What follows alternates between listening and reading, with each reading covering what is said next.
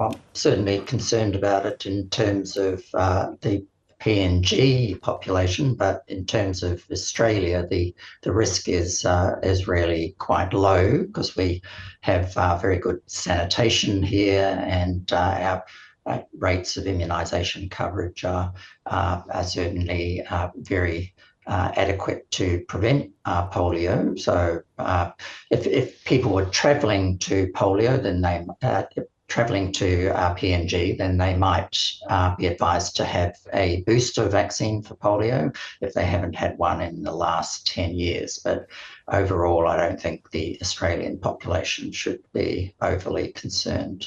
Okay, so overall then, how bad are vaccination rates, childhood vaccination rates here? It's a concern because before the pandemic, coverage rates in children were steadily increasing for the previous 7 to 8 years, but since the COVID-19 pandemic, they've been gradually trending down. So year on year, so 4 years in a row they've dropped. It's not by a huge amount, so we're talking about 2 to 3% decrease over 4 years, and they're still around the sort of low 90% rate. There are reports, though, Frank, that rates are now below the threshold required to ensure herd immunity. What exactly does that mean? So in Australia, we have a aspirational national target for childhood vaccination coverage of 95%. So that's mainly set on the basis of measles, which is the most infectious transmissible disease.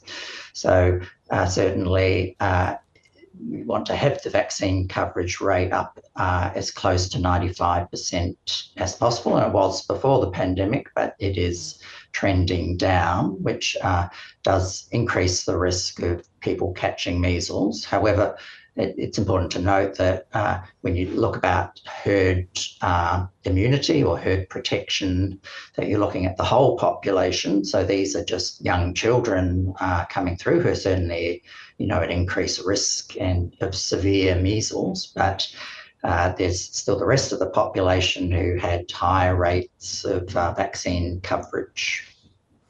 So you say then, Frank, that vaccination rates have been falling steadily since COVID. Is there a connection between the vaccination drive then and declining rates now? Certainly, with the COVID-19 pandemic, there was a lot of disruption to vaccination services for the first couple of years with lockdowns. So that definitely contributed, but after the restrictions were removed, the rates have continued to gradually trend down, and so we've did a large national survey last year of parents of young children, and they reported that predominantly the barriers were around access to vaccination. So difficulty prioritising vaccination with all the competing priorities in the current environment, difficulty getting an appointment for vaccination. So GPs are the main vaccinator of young children, and we know that there's been still, after the pandemic, there's a lot of pressure on GPs and difficulty in getting appointments. But also they reported a substantial proportion reported that barriers were costs around vaccination. So that might be related to the actual appointment, but also costs of getting to vaccination, time off work, those sort of issues. But also, as well as those access barriers, there are some issues with parents reporting concerns about vaccination, so concerns about the safety and effectiveness of vaccines. And those have always been there, but we do think that they may have increased a bit because in the COVID-19 pandemic, there was a lot of polarised debate about vaccination, and so that may have some after effects as well. Frank Beard, very good to talk to you. Thank you. Thank you.